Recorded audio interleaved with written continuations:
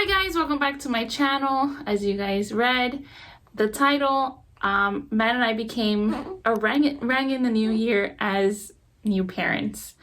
If you watched my last couple videos, you saw that I was recently what's going on? I was recently diagnosed with cholestasis of pregnancy and had to be induced at 37 weeks. At 36 weeks, 4 days, I went to the doctor's office to do kind of like a final check. I went to a specialist, everything was fine. So at my OB's office, the doctor who had checked me said that I needed to go into the hospital on Sunday, December 29th at 9 p.m. to be induced. She checked my cervix, and at that point I was 1 centimeter, and she said that my cervix was 50% soft. I don't know what the technical term is, but it needs to be like 100% soft. And she said it was 50%, so I was like, okay, well, 1 centimeter and 50%, like, I'm on my way. So come Sunday, we were on our way to the hospital at like 8 something at night. Wake up. Yeah. How you feel? I'm gonna go be a dad right now. Like, I'm gonna go pick up my daughter. The stork is gonna go drop her off. I guess so. 37 weeks today. Yeah. And it's what time is it right now?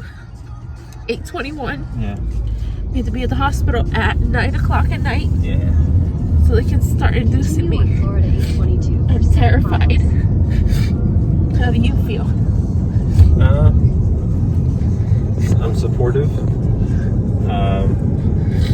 Open-minded. Do you want to say anything to And her? positive. To who? To the baby? To Eleanor? Be safe. Right. Make it out safely. Yeah. It's gonna be Yeah, an interesting journey. Yeah. Nice. Snug and sound or whatever. So that's it. You okay? Yeah. Yeah. I'm a It's like mess. I'm going into war. I have to be focused. Are you gonna pass out? I might. Are you? I don't know. I'm terrified. I'm just gonna hold your hand.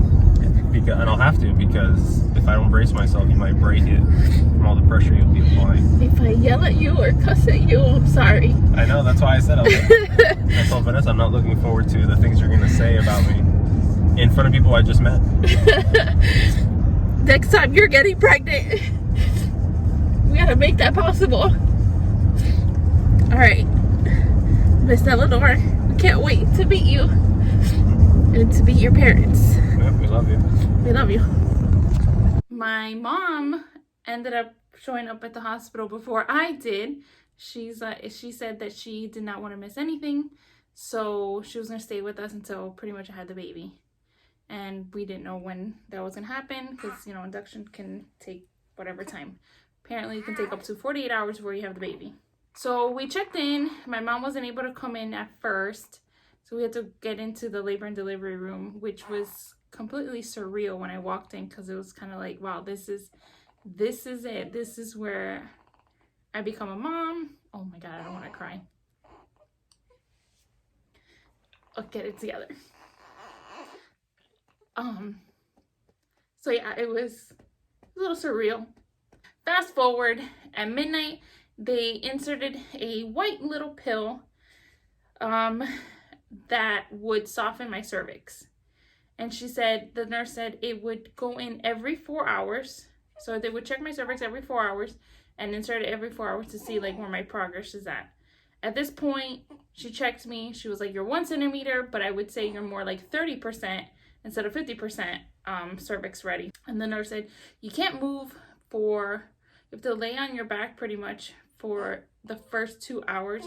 You're unable to get out of the bed. You're unable to do anything for first 2 hours.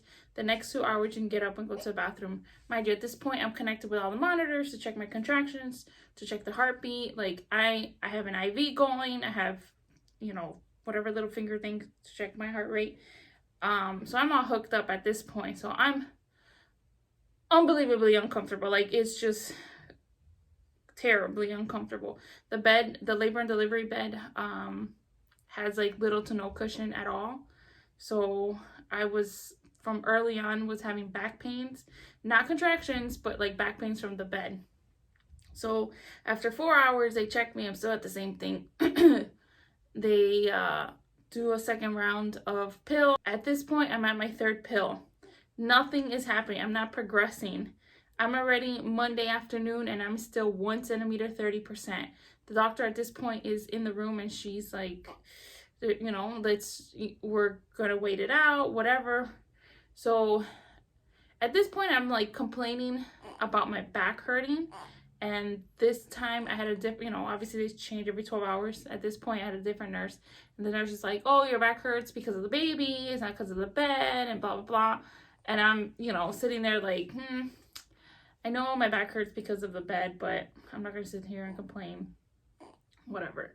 So hours went without any additional pill. They're just kind of like seeing how things are progressing. Nothing is happening. Before the doctor leaves for the day, I think it was like 6, 7 o'clock at night. And she says, because you know, at this point I'm getting frustrated because I've been here almost 24 hours, or at the hospital for almost 24 hours, nothing is happening. The doctor says, well, you know, every time you get checked, you know, it's painful, you're bleeding more, nothing's really happening, so I'm gonna try a different medication. So instead of it being like a little white pill, it was like this string, like this little flat thing, and then it had like a long string. And she's like, oh, we're gonna insert it right at your cervix, and it's gonna hang out. There's gonna be a little piece hanging out just like a tampon would.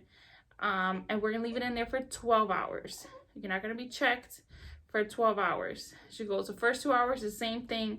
You can't move, you can't get out of the bed, you can't do anything. When they insert this this other medication, whatever, the doctor was like, we're hoping that this one kind of gets things going. She's like, maybe your water will break in the middle of the night.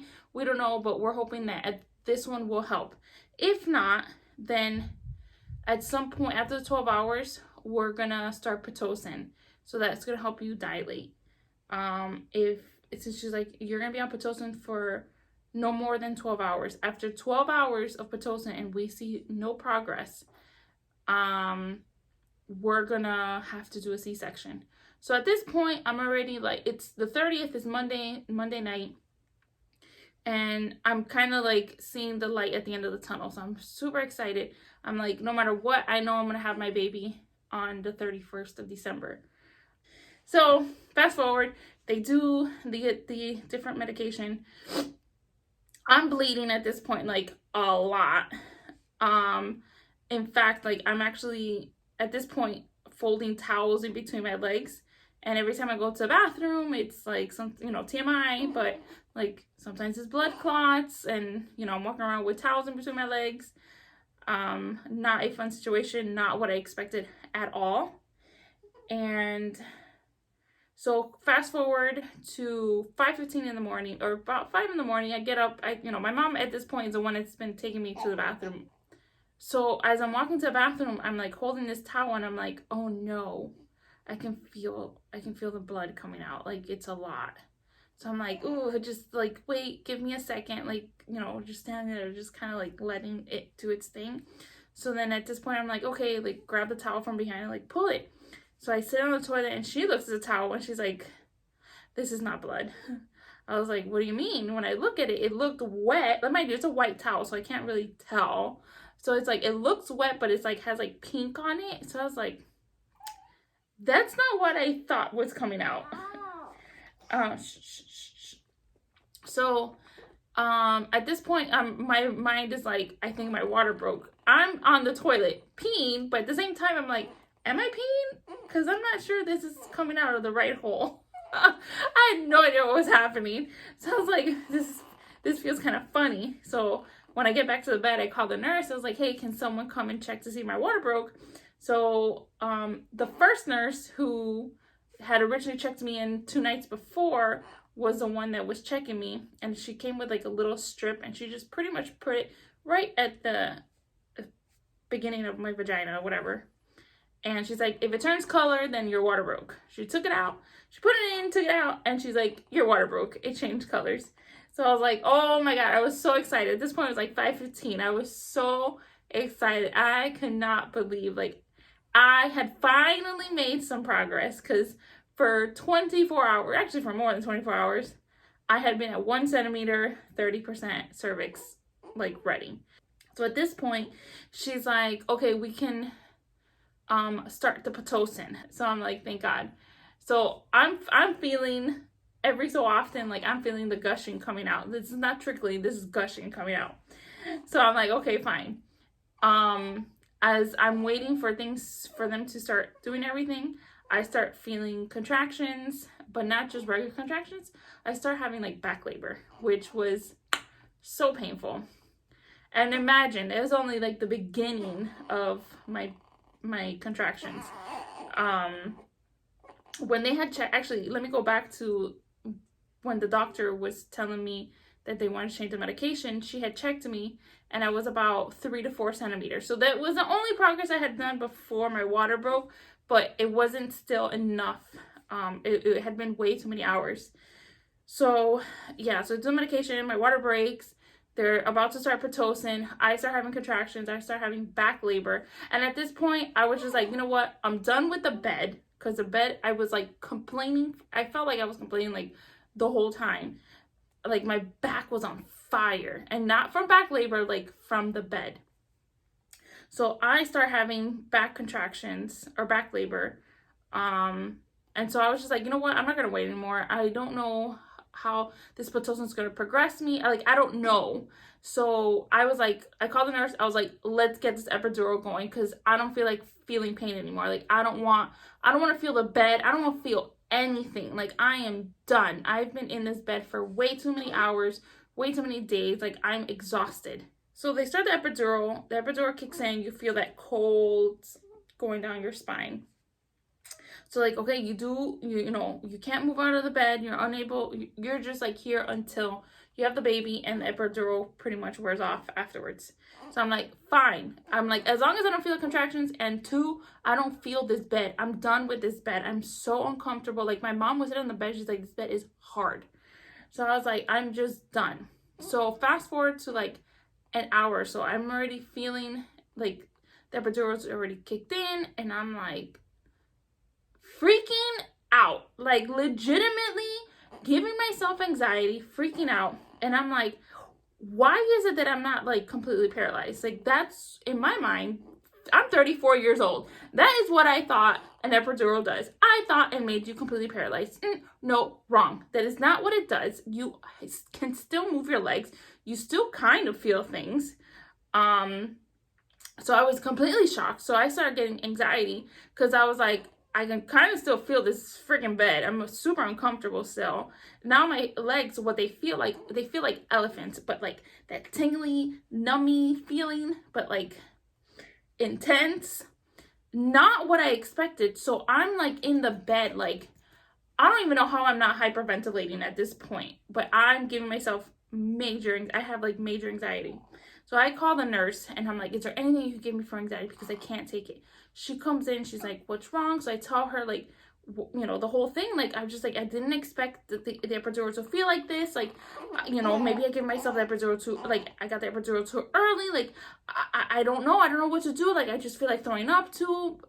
I don't feel good. I don't like this feeling, like this, like I have no control over my body. And then I just kept saying to, like, I want to throw up. So I didn't think I was going to throw up. But the second she gave me the bag, it just, like, whatever jello I had in my stomach, it all came out. It came out and came out. It just, like, I would not stop throwing up. At this point, she's like, I don't want to give you anything for anxiety, because whatever you take, the baby gets. And we don't want to give her anything. So she's like, you just need to try to relax, try to sleep, try to do whatever. So at some point, my sisters start showing up. And that's kind of distracting me from the idea that I'm stuck in this bed. Like, I'm feeling like garbage. At some point, the doctor comes in. So she asked me, how are you feeling? Blah, blah, blah. I was like, oh, when I first started feeling the contractions and before I got the epidural, like, my back, I think I was having back labor. And she kind of looks at me. She's like, She's like, if you were having back labor, there's probably a chance that the baby, like when the baby comes out, the head is down, but it's also facing like your butt. Like it doesn't say, hello, I'm here, like, hi world. You see the face, like the baby's face is facing down, like facing the bed.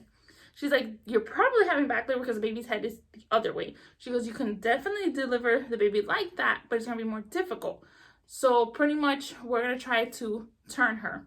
So I was like, oh no. So turning her wasn't like anything like they physically grabbed her or anything like that. The nurse came in with kind of like a medicine ball. It had like a weird shape to it. She said, you're gonna have to lay on your right side for 2 hours. We're gonna put the medicine ball in between your legs. That's gonna help turn her, or hope to turn her. So 2 hours, unable to move, unable to do anything at all. And then once the 2 hours are up, you do it on your left side, do the same thing. After 1 hour of doing it, my right arm was just done. So I called the nurse after 1 hour. I was like, I can't do this. I cannot do this. I'm hungry. I'm tired. I'm uncomfortable. So she comes and she's like, fine, but like you have to go on your left side. Like you can't stay, like we can't not do the left side. So I'm like, okay, fine. She's like, okay, I'll come back in like an hour or so. Eat whatever, do whatever you need to do, and then I'll come back. She eventually comes back and does the left side. I'm being distracted by everyone being in the room, and then at some point I was just like, I feel like a little pressure on my backside, my bottom, my butt. And I'm like, it happened like 3 times within an hour. So the nurse at some point came in and she's like just checking in on me because I happened to be her only patient on the 31st. So I was like VIP service. So she came in and she asked me how I was doing. And I told her, well, you know, I don't know what this means, but like I kept feeling pressure like 3 times like on my butt. She's like, well, lay on your back. Let me check to see where you're at. She checks me and I can tell she just like pretty much stops like soon after putting her fingers in. And I'm like, oh no. My sister is like guessing, like she's probably 9 centimeters. I'm like, no, I need to be at 10. Like I don't have time for this anymore. I'm tired. It's like 3:30 at this point. It's 30 in the afternoon. She checks and she's like, I feel the head. So she looks and she's like, I can see the head. And then she tells my family in the room, she's like, hey, do you guys want to see the head? My mom, sister, and my husband come running, and I just see their 3 faces looking down at my hoo-ha, and the nurse shows them something. Okay, so you just saw Eleanor partially. I did. How do you feel? Terrified. Oh my god. You're never look at his face the same again. 10 centimeters, and Crystal, Mom, and Matt saw her head, and she has a full head of hair. And it was Through the awesome! vision. How do you feel seeing her already? Very excited that she's having baby black. How do you feel? Happy. With all the Eleanor, get here! It was like jet black. So she's like, you're 10 centimeters and the baby's ready. Like, you are ready to go. Mind you, at this point, the doctor's not in the hospital. It is New Year's Eve. The doctor had told me in the morning that she was having a New Year's Eve party at her house. But luckily, her house is like right behind the hospital. She's like, I can be here within minutes. So when the doctor comes in, she pulls up the chair next to me.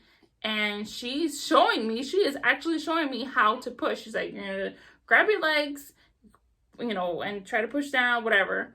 And before you know it, it's like 3:45, and she's like, you can push whenever you want. And I'm like, what? I'm in total shock. She's like, okay, let's do this. So it's like the nurse, Matt, my mom, my younger sister, and the doctor, did I say the doctor? The doctor and a student that was following the doctor all week. So she's like, okay, start pushing. And I start pushing.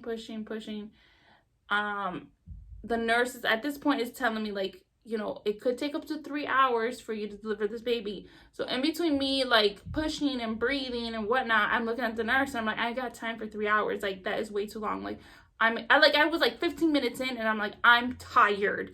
This is exhausting. Like, I am sweating. So at this point, it's like 4:01. I remember looking at the clock. It's 4:01. And I was like, guys, she's already late. Like, in my mind, she was gonna be here at 4 o'clock. I was gonna do this for 15 minutes, and I we were out. I'm like, she's late. So in my mind, I'm looking at the clock. I'm like, it's 4:01. I'm like, okay, how about 4:20? So I'm like, okay, my goal is to push her out by 4:20. So I'm pushing. At this point, like, in between me pushing, I'm kind of like not trying to be funny, but trying to be funny. Like, I'm kind of cracking jokes. I'm like, come on, guys. Like, we all need to, the doctor needs to get out of here. We need to get her head out, her shoulders out, her knees and her toes, head, shoulders, knees, and toes. I'm just like saying like silly things every so often. At some point, I'm just like so exhausted. I'm like, take this gown off of me. I'm sweating, like I'm so hot. My sister runs and gets ice chips for me, and she's like giving it to me in between me pushing. And every time she wasn't giving me ice chips, I was like, Crystal, give me the ice. I'm so hot right now. Then 4:20 passed, and I'm like, I'm not meeting my goals here. Like, I'm passing them. I'm beyond exhausted. And then at some point, before I knew it, the doctor was like, the head is out. She tells me, don't push. And I'm like, I am not pushing. Like, I have no urge to push.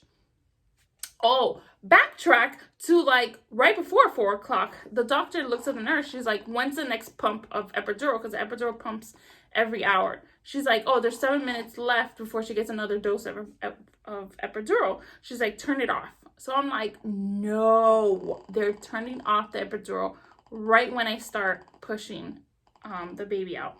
So she's like, don't worry about it. The epidural is going to take a little bit of time to wear off, so you should be fine. But again, at the same time, the nurse is telling me it could take up to 3 hours. So I'm just starting to push, and they turn off the epidural. Midway of me pushing, I start feeling contractions.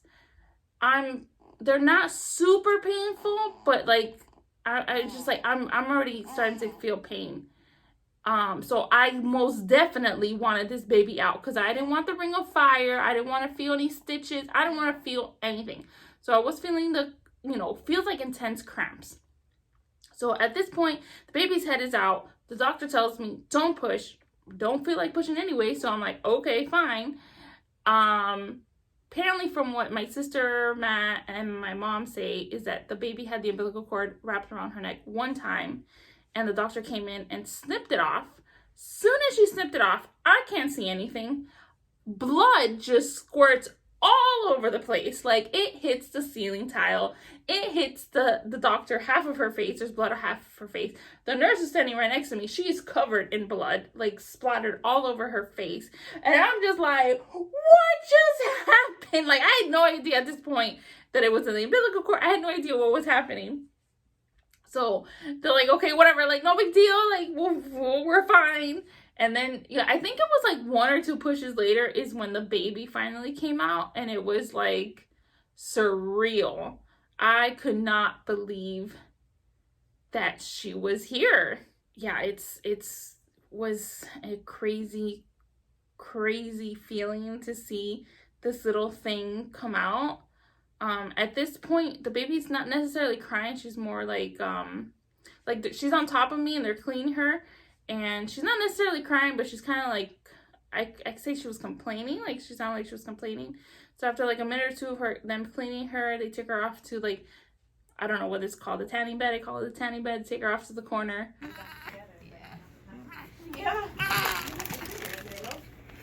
Giving out like a good cry. She's perfect. Looks great. So she has a little bit of retained fluid. You can hear it, kind of like a Like gargling sound. So is that'll just go away on its own? Do you need a suction a little bit? See if you can get some out. Okay. They cleaned her up, Matt cut her umbilical cord. At this point, mind you, while I was pushing, the doctor had asked for lidocaine. Is that what it is, maybe? And so I knew what was coming. The only reason I was able to push the baby out at some point was because the doctor had to cut me. And not only did I know she was going to cut me because she asked for lidocaine, but then eventually I heard the snip. While Matt was at the nursery, I was getting stitched up. I'm getting, at this point, the placenta's out. The student actually has a placenta in her hands. I don't know what happens. I just hear something about, oh my God, like I spilled it or something like that. And next thing I know, there's like blood all over the wall because the student somehow spilled some of the blood from the placenta onto the wall. So we're making a mess of this room.